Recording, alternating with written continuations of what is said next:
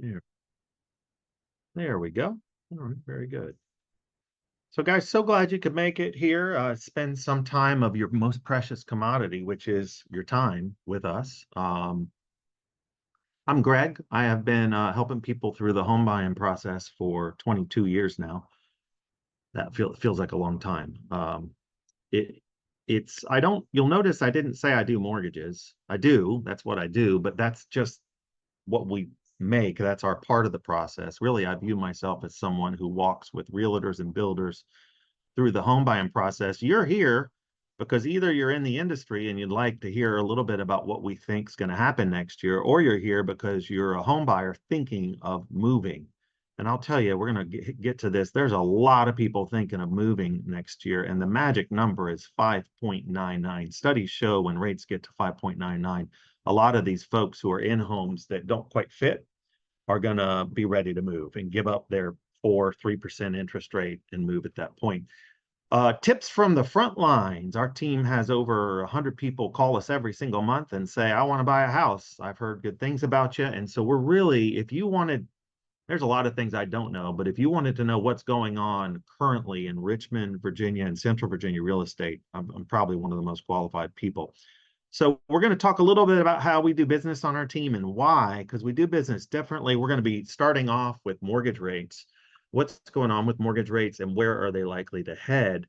And then more than just that, what does that mean for my monthly payment? We're going to hit some of your questions, talk about what's going on here in Virginia related to housing and the housing market. We're going to do the dirty deed of predicting the future and then give you a lot of tips on how to win on a home you love. I want you to notice I'm using the word love a lot. I come from a counseling background and I can't believe how emotional home buying is. I mean, now if you're buying investment property, it is not emotional. It's all numbers. But for second home buyers or primary home buyers, it's a really emotional, difficult process. And we're here to guide you through it. I will stop for questions a couple times. Just put them in the chat box. I can't see the chat box, but wonderful Vanna White, Allison is running the chat box, and she will stop me at certain times during the presentation for questions. Before we go, I want to let you know that you are ahead of your competition just by being here tonight. We'll talk about that in a little bit, but people are just not prepped for what the home buying process is like. And just by even listening to this webinar, you're getting a head start. All right, let's give you what you want and talk about what's going on with mortgage rates. And I'm going to have a lot of charts and graphs. So if you like that stuff, you're in the right place. If you don't, I'm going to try to make it simple and move through it quickly. Oh boy, there's a big chart to start. Oh no, let's start at the bottom. Right now, the interest rate's in the mid sixes. When we quote interest rates, I'm always quoting no points. What's a point? Interest rates move like a seesaw. And there's so much deception out there because the higher the cost, the lower the rate. The higher the cost, the lower the rate. And so even me, when I look online, there's so much fine print, I can't even tell if that's the rate if I pay 10 grand or if that's the rate if I pay 0 grand. Whenever we quote, we're quoting no point rates. And we'll talk about that a little later. Average mortgage rate historically is almost 8%. So since 1972, when they started tracking rates, the average interest rate there at the bottom is 8%. It got all the way to 18% in the early 80s. Yuck. People still bought houses. And due to a one-time occurrence in our history, I take that back. One-time occurrence in modern history, it turns out pandemics are common in the world. But in recent times, in 2021, we somehow survived a pandemic and it was a wild time. Rates dipped all the way to 2.7, trying to keep our economy rolling. And by the way, everybody, we're still dealing in the economy and the market and what we're talking about with the ramifications of COVID, candidly. And I think we'll smooth out here in 26 and 27. But what we've experienced since 2020 is a lot of between COVID. In the past year, we've been as high as 8 and as low as 6. Just in the past 12 months. We did see rates dip early last year. They went back up, and then we've now experienced a pretty good solid dip to mid 6s. All right, Greg, that's all set and good. Where are rates going? Well, you may have heard just last week, the Fed cut interest rates right here. September 18th, they could have done a little cut or a big cut. They did a big cut, and that's good and bad.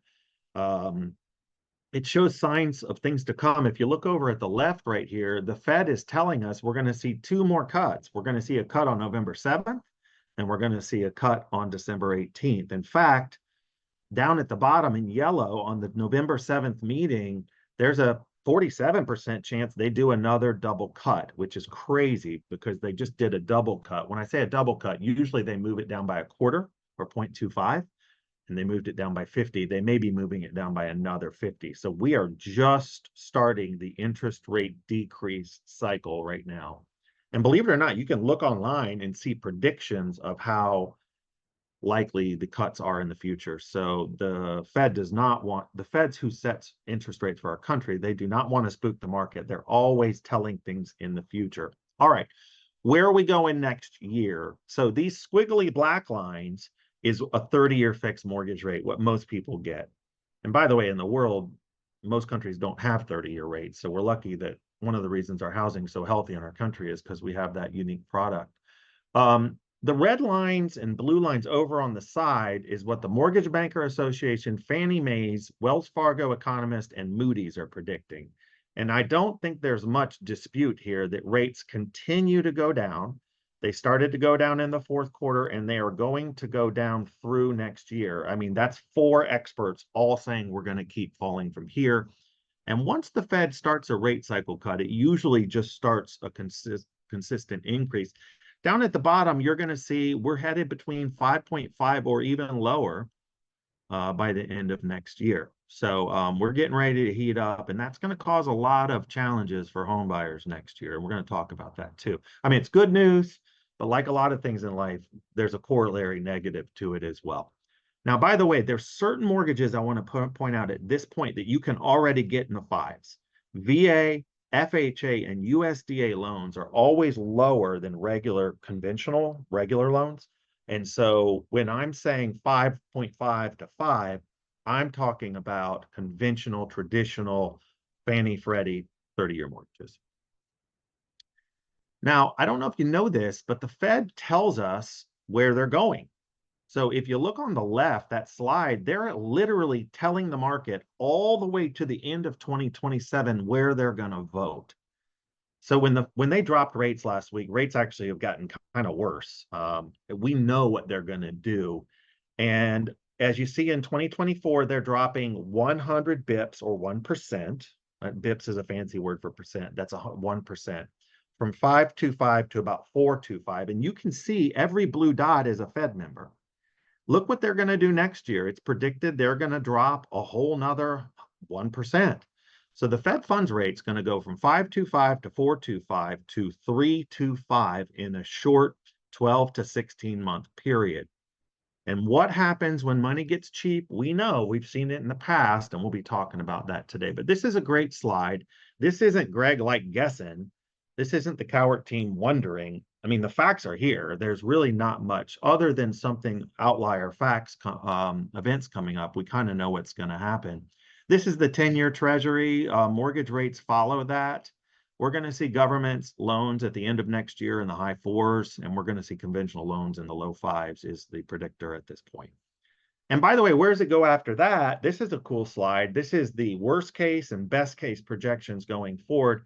You see here that in 2024, we start the fall. It continues through 2025, all the way to 2026, and then evens out. So, man, as a guy who's ridden this crazy roller coaster for the past 4 or 5 years, I would love to see just a consistent 5% interest rate.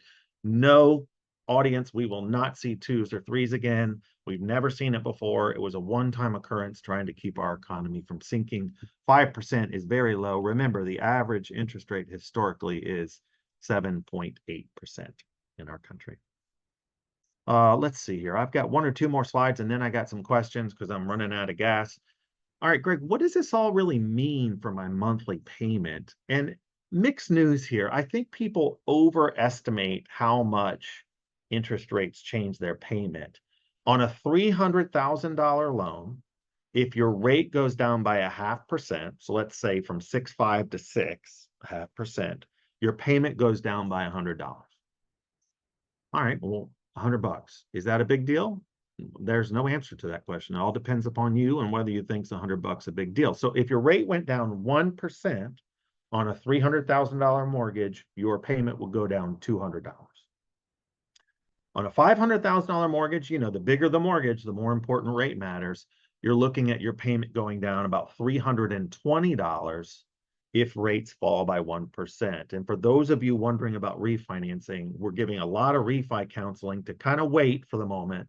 And we really want to see at least that 1% spread before refinancing can make sense. And there's a lot of questions. So it's not going to mean your house is going to go from being $3 grand a month to a grand a month. I think there's a lot of like hopefulness. And I think the market gets a little too overexcited by interest rate movement.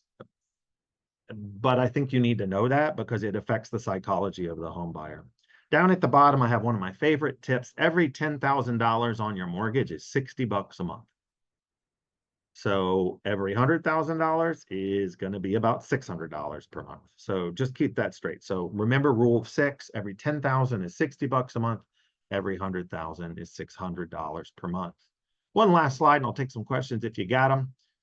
This is a good news. Really, let me help you with this chart. 2021, what this is measuring is the average mortgage payment. Basically, what's the average mortgage payment? And you'll see the lowest number here was 2021. Man, that was nice. And that was because most people buying homes were buying homes with 3% interest rates. 2022, housing affordability got worse. The average house payment started getting up over almost $2,500. 2023 is the orange line. It got the worst it's really almost ever gotten until this year, the blue line. But look what's happened since May. We've had two things happen nationally. We're not seeing it here in Richmond as much, but we've had houses sit on the market longer and we've had interest rates go down. And so that's great. So right now we're seeing home affordability improve. I think this reverses next year. And that's one of the key things I want you to take away. I really am concerned in Richmond, at least, about home prices moving up quickly and housing affordability moving away from people as so many people jump in the market. We'll be talking about that. All right, let's see if there's any questions. Vanna White, any questions in the queue? Has anyone got any questions for me? Gotta watch my time. Let's see. Danny said, heard rumors that people locked into the historically low rates from the pandemic years won't be in a rush to leave their current rate / current house. To what degree do you find this relevant? Yeah, absolutely true. There, but Danny, from where I sit, we've got the big lifestyle changes. We've got family growth, family formation. We've got death, a constant. We've got marriage. We've got divorce. These are going on in your neighborhood in every house, and you can't tell when you drive by the house.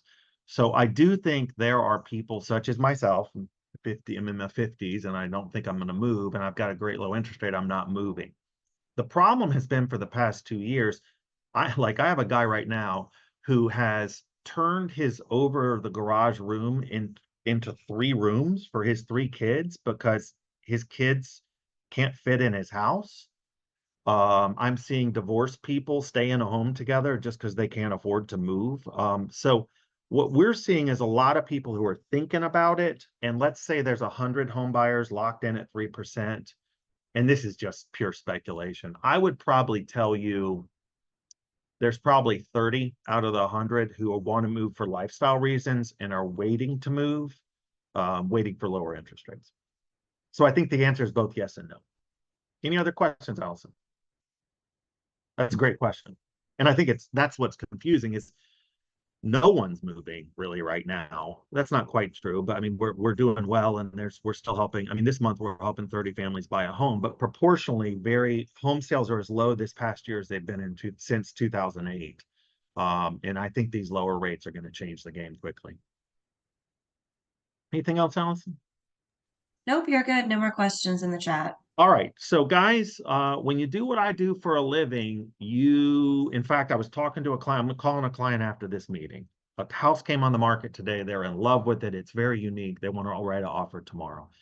And the emotionality of home buying, like I said at the beginning, means that we on the team, well, first of all, we care. And it's tough to care in mortgage because it's an interesting business where you're really important in someone's life for about 90 days. but we love making a difference, and we love it when our clients win, and we hate it when they lose on homes they love. So where I'm going to head with the presentation is kind of predicting the future and then talking about what to do about it. So here we go. Dearest audience, thank you for joining me. What happens when rates decrease, causing monthly payments to decrease, money gets cheaper? What happens when, per Danny's question, there's people who want to move that were waiting, they're in 3% mortgage, they see the 5.99, they begin to list, buy, sell homes. We don't have enough homes nationally, which I'll show you in a bit. I mean, it's interesting how household formation works and the demographics of the country. We haven't had enough homes for a long time. It's even worse here in Central Virginia. Guys, if you're in Richmond, Virginia, we're getting about 100 to 125 families call us a month. A quarter of them are leaving towns and moving here. The guy I got to call next is from Houston. I see a ton of Austin. I see a ton of Nashville, Chicago, Boston. Of course, DC's coming down here. They've been coming down forever. Long Island, New York's coming down. What I want you to realize is that you're not competing just with Richmonders. You're competing with people coming in from other areas. And then finally, we've got the emotionality of, oh, I want to buy now before the competition gets too hard. So what's going to happen to home prices? Anybody. I don't think it's too hard of an argument to tell you that home prices are going up. What we're going to see next year is more competition, more emotions, more offers, quicker contracts, more contracts, and higher prices. And to win, the client has to be coached, the home buyer. The family has to understand what it's like to be a seller. Most of them are also sellers.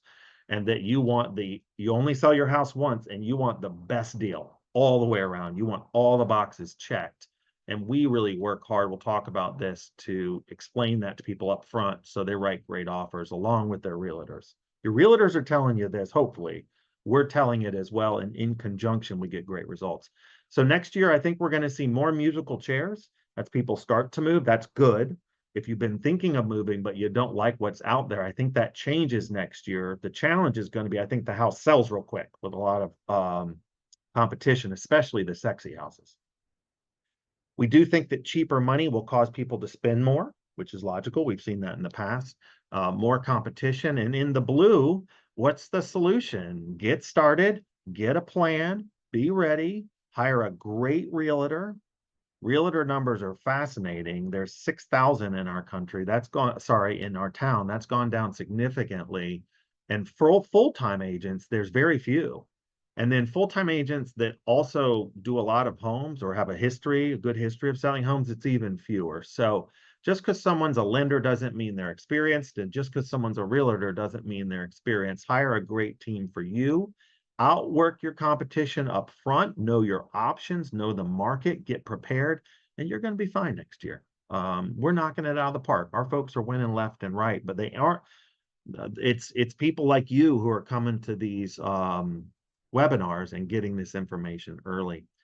Remember, you're not hiring your lender because they have a special mortgage. Most mortgages are just one of 5 types: conventional, FHA, jumbo, VA, and USDA. We've all got the same guidelines.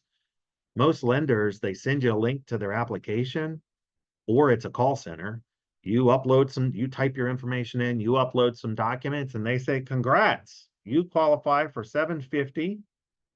You probably are good in a conventional loan, and your interest rate 6.5, congrats. And your realtor says, are you pre-approved? And you're like, yes, I did it. But what we know is that you're not ready. You don't really understand what the payment is, what your options are, how much money you would need. So we think that they're just really missing it. And these are your competition. We don't think it works. Let all the other people do it fast and easy. We're spending $500,000. Let's do it right. Let's get our info. Let's be creative. Let's structure our loan smart, and let's go out there and box out. I like to use boxing match. I mean, it's competitive on most homes. Let's go knock them out. Let's go punch them in the nose and win the contract when we see the house we love. So that's a lot of what we talk about. We want people who want to win, who like questions, who like facts, don't want surprises. They don't want to be a mortgage expert, but they want some explanations, and they'd like to see choices. They want some education, not only about mortgage, but also about how that fits into finances. They're willing to do their work up front. They know they could work with Quicken or a big internet lender or a call center, but they want someone local who they can trust with good, solid interest rates, someone they can text with, talk at night, who's available in the evenings, and who really, once they go under contract, will work with everyone else and keep them out of it and let them work while that person coordinates it. Because some of these discount call centers, it's basically do-it-yourself mortgage. They're going to basically make you coordinate everything. A little review here. This is not a commercial, but I do want to let you know that next year is going to be about picking a winner to work with. There's our reviews, 4.9, 266 people. And by the way, we are not taking people on luxury cruises. We're getting them through a really rough process, which is the home buying process. Down at the bottom, that's me. I've got 937 reviews. You won't find many lenders in this town who have more experience. And the way we do things, which is really just go slow to go fast, we like to get ready. We say we do 70% of our work up front. Two cool headlines. Look at on the right. I think it's your right as you look. Look at the drop off in the number of full-time real estate agents in our country. It's really gone down with 2 years of just spiking interest rates. And then on the left, half of loan officers have left. So guys, if a lot of realtors have left the game and a lot of the mortgage lenders have left and rates drop and there's a lot of people waiting to buy, I think it's going to be a really interesting time. And I think the prepared home buyer is going to win, get a better mortgage and win on the house they love. What's it look like? Look at the yellow. I think to hire an agent, it takes about 2 to 3 hours up front. You do a phone consultation, and then a lot of them would want to do a Zoom or a face-to-face meeting. So that would take 2 hours. With us, a 30-minute conversation on the phone, and then we do a 45-minute kind of planning session, and then maybe 30 minutes for paperwork. I think you're looking at about 2 hours. So I'm pleading with you just because I see so many families call us the day a house comes up, and they're just at such a disadvantage because we're trying to cram all this in to like 2 hours, and you can't, and they're not ready. And a lot of times they're losing out. And I want to tell you there's a better way of doing things. So you could either be proactive, or I'm fearful if you're not, you will eventually find a home, but you're just learning by making mistakes, and it's just painful to watch. All right, questions about what it's going to take to win on a house next year. Allison. I know it felt like a commercial, but I promise most lenders just don't do much. They don't talk to the client. They don't give advice. They don't, and we even take people through underwriting up front. So it's just a very different approach. I thought it was worthy, not so much as a commercial, but just to show you there's a different way. 3, 2, 1, I'm moving on. All right, let's talk about home prices. So we got interest rates, and then we've got home prices. This is really interesting. We've got basically the blue line. Danny, this goes back to your questions, is number of households being formed. This could be birth, divorce, marriages, remarriages, if you will. But household formations greatly outpaced homes that are being completed. And there's a great graph to really show the dilemma. And of course, this is different in different regions. The home builders are trying to catch up, but it's tough to build homes. There's a lot of red tape and a lot of money you need, and they just can't catch up. Allison, was there a question? This is interesting. Take a look at what happened in 2020. That's the line since 1960, and you're going to see that home prices really have spiked. I know we've all seen it. It's even worse in hotter areas.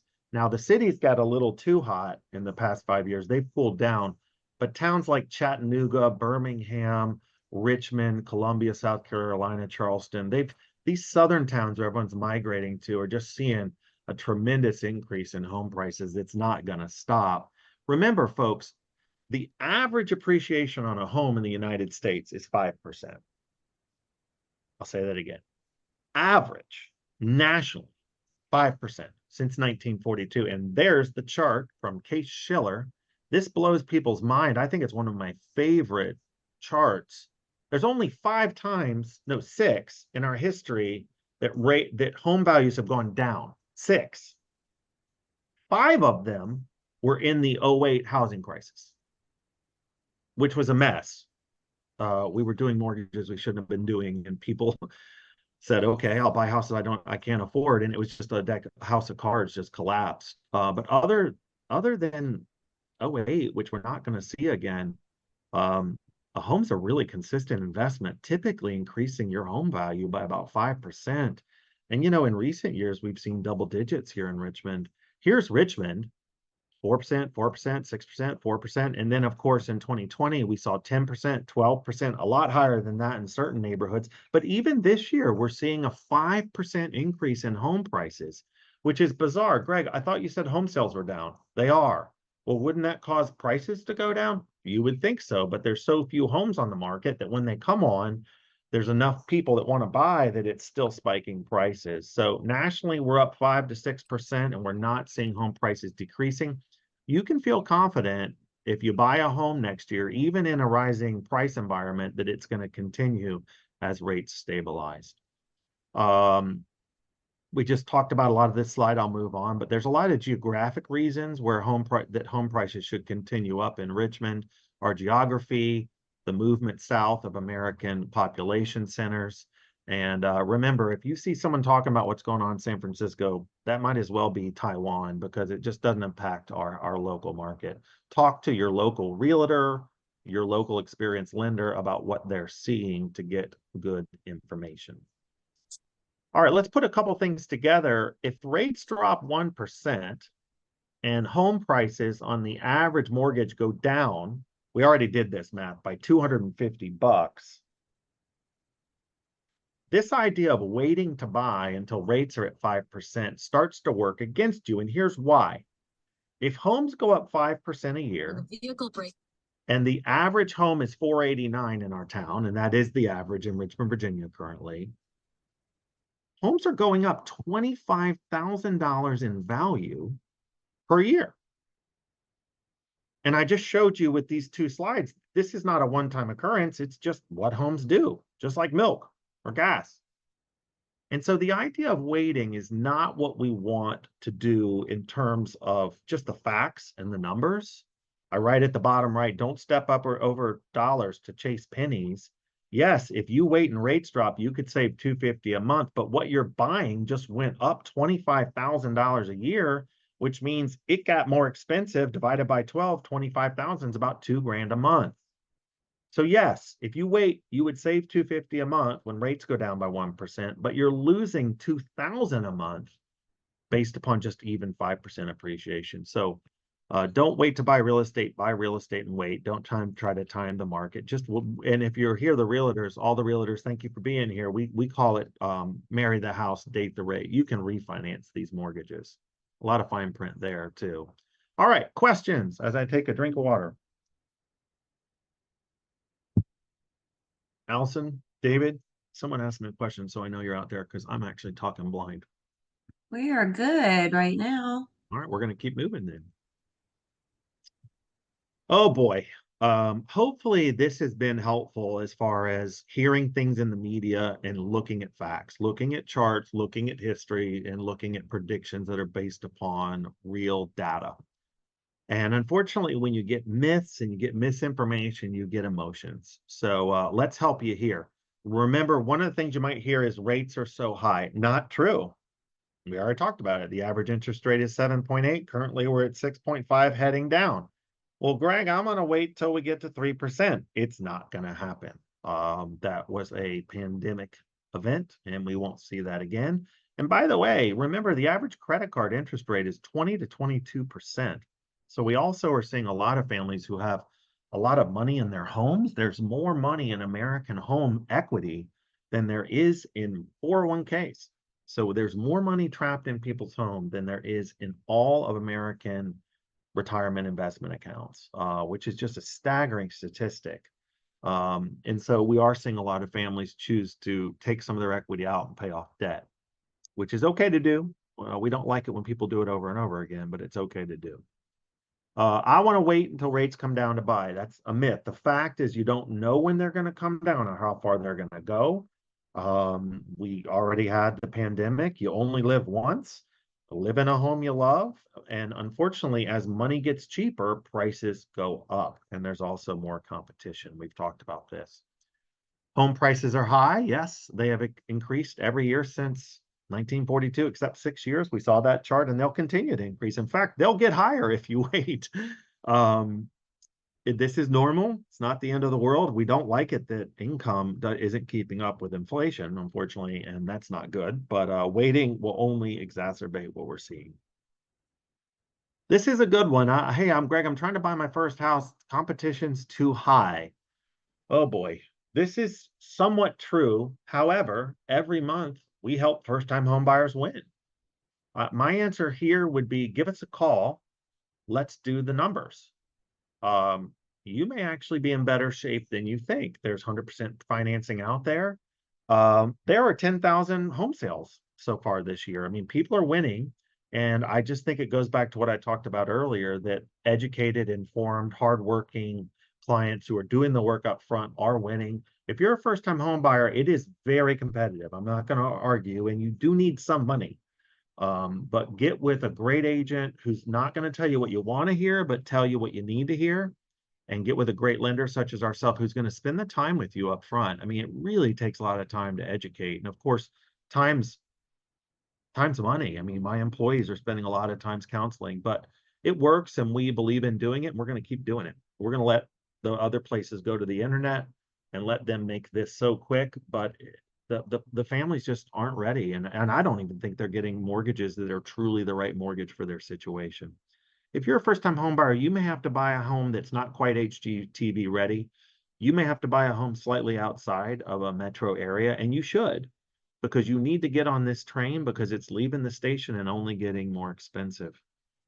My house is at a 3% rate. I'll ask my man Danny, I'd like to move, but maybe I should stay. You could stay. I wrote down love where you live. And if you can stay in your house and it's 3%, I just helped a guy today run numbers on adding on to his home. And we're happy to talk you through that too. Just call us. It's free. We're around. We can help you do the numbers. And, a lot of people are actually holding homes as rentals. So we'll talk about that too. Where do you start? I would beg you, just call. If you're thinking of buying a home in the next 12 months, we want to talk to you. When you wait till the last minute, you're just putting yourself in a bad position. And there's so much we can tell people ahead of time to make the process smoother, to help shape their home search, or maybe to tell them something that they could do now that will help them and get them a better mortgage. We see it all the time. And there's no upfront charge. This is even harder than the first time home buyer thing, which is the market's making you guys, most buyers own a home, and the market's making you buy before you sell. And we call this non-contingent. And man, this is what I talk to people about all day long. It takes a lot of collaboration. We can show you how to buy a home before your home sells, even though that may feel scary. But if you're not willing to do it and you want to buy in the metro area, you're at a significant disadvantage. It could work rurally on a contingent offer, and contingent just means, hey, I'll buy your house once mine sells. But there's so many buyers, most sellers aren't playing around with that. So we will show you how to buy non-contingent. Just get ready because there's some cool tools we can show you to make it work. And then again, I didn't talk about this that much, but there are a lot of people renting their home, moving and keeping their 3% interest rate and renting. That's a whole nother question. I have some podcasts on that about what it's like to be a landlord and the pros and cons of renting your home versus selling it. Additional questions. We're coming into under 10 minutes left in our talk today. Hopefully it's helpful. I won't take it personally. No one's asking questions. I know you're sitting there having a taco or driving in your car, hopefully, which is what I want. Our good friend David did have a point. You Oh, can't yes. win if you don't enter. You can't win if you don't enter. Yeah, Allison, that's good. David, I agree. And I know that realtors as well, we're doing initial consultations. If you want a deck built, you call a builder, they come over and they say, here's how I build your deck. Here's my price. And we do the same thing. Your realtor partners do the same thing. Too many people are waiting too long. We talked about it earlier, 2 hours to get started with a realtor, maybe 3, 2 hours, maybe 3 to get started with a lender who does a lot of work. You can get started. You can get pre-approved in probably 12 minutes. But to really get ready for the market, it takes about 2 to 3 hours. So yeah, you're right. Let's Let's get the facts. We talked about this before. You've got to have a good agent lender team. It's great if they work together. No, I don't give my agents $100 when they send me somebody. They truly want them to work with us because we give their client the smoothest ride and the best chance of winning. And we'll talk about this in a little while. Most families ask me, Greg, what can I afford? And that's a really interesting question that we'll talk about as well. We are taking people all the way through underwriting. This is very unusual. We've never done this in my 20 years. Almost every client, we're doing all the paperwork up front. I mean, it's almost like, well, guys, what if we just did the mortgage before we found the house because we know we're going to need it? Why do we have to do the mortgage after we find the house? You don't. And there's a lot of advantages to doing the mortgage first. When 10 people offer and I call the listing agent, which I do, and I say, we're already through underwriting, the listing agent's like, really? You could do that? And I'm like, yep, we do it all the time. These are the little things which are causing the clients to win. And we'll cover all this stuff, rate and points, appraisal gap, waiving home inspection stuff. Your agent, if they're good, is going to cover all this as well. But it's good when both you're hearing the similar thing from the agent and the lender. So we're going to coach you on how to get a winning offer, how to think through what you want in a home. So often I get the call that's, Greg, I'm going to have to go up 15,000 more than I wanted to spend. Should I do it? And it's a Sunday morning at like 11:30 a.m. And the answer is, did you do your must-want wish list, and how great is the home? And if families are ready, they know when to jump for a special home. How to buy non-contingent and what you can afford. These are just a few of the things that make a difference when you're writing offers. You don't need to look at it all or understand it all. We'll walk you through it. Why a larger deposit may put you in an advantage, what an appraisal gap is. Do you need to write the seller a letter?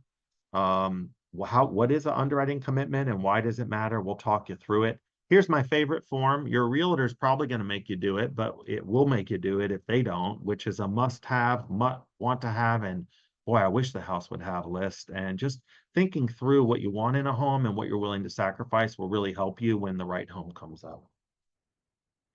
We teach budgeting. This is so huge. Very few families do a monthly budget, and I have a podcast, and we're going to share that with you, and it really helps you. Home prices are going up, and it's tough. It's scary.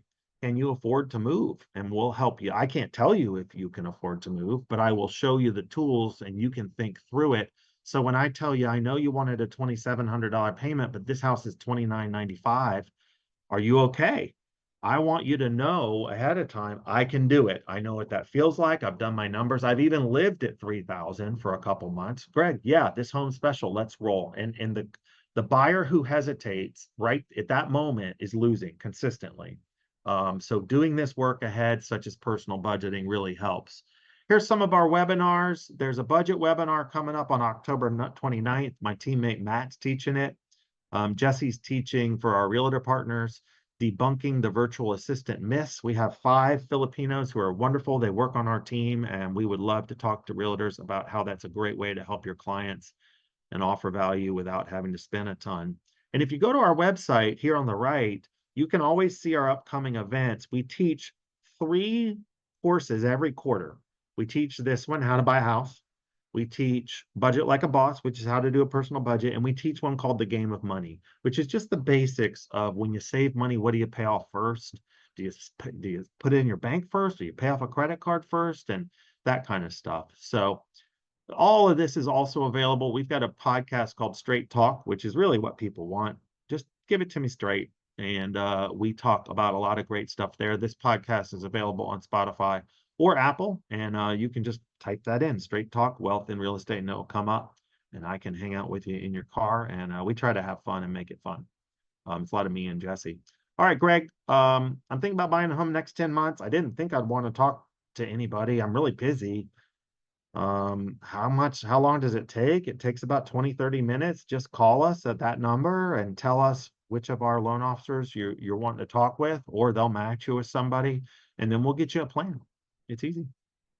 I don't need any money. I actually don't need a hard credit check. We're doing all soft credit checks. It won't hurt your credit.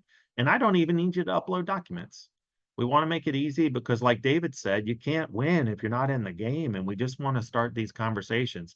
If you talk to us and you can't buy or don't want to buy, cool, I'm happy. I solved your dilemma. Because most people are walking around thinking about, should I move or should I not? And we're here to help you do the numbers. I think number 2 is the most important on your lender. I know everyone just calls and says, what's your rate? But I think responsiveness is huge right now. The market's moving real quick. It's only going to get quicker. And 75% of offers happen on nights and weekends. And these realtors do not like some of these discount lenders. And they want to know that the lender's going to perform because a heavy number of loans don't close or don't close on time. So do the work up front, work with a great local lender such as our team, get an underwriting commitment, team with a great agent, and you'll do fine. If you need an agent recommendation, we know some full-time agents who do wonderful work. We are really into customer service and they are as well. And if you need a great vendor, give us a call. We're really working on our vendor list right now, and you can have great customer service out there. This is a new slide. If you know someone thinking about refinancing, there's a lot to talk about, and we do that as well. So if you're wondering, should I refinance or move, we can help you do the numbers. All right. That's it. 6:43. I like to end on time, 2 minutes early. Allison, any other questions to finish up? Want to drink some more? Hey, we've got in the chat Kristen who said no questions as of now, but this info is primo. Good. And yes, we are sending a follow-up email that'll have a recording. And then we're just getting a lot of love from David and Amy here. Nice, nice. Well, good. Thanks for attending, you guys. We're trying to make this information concise and quick. There's going to be winners and losers out there. And when I hear someone say something like, yeah, I tried to buy a house, but it was so emotional and such a crappy process, I'm like, man, it just doesn't have to be that way. So remember, you are already winning just for being here tonight. And, really appreciate you coming by and spending time. Allison, you got anything else? Allison, you've been doing this for 1 year. Yes. You've been helping our team, running our business. And you told me earlier that one of the things is just we do care on this team. And I know it's cheap and easy to say, but we really do. We love walking people through this process, and you get to see it live. What it looks like when people win and lose. And so we want you to win on a home you love, and getting started and listening to this is the first step. So give us a call if we can help. Talk to your great local agent, and I appreciate everyone attending. See you later. Have a great night. Thank you.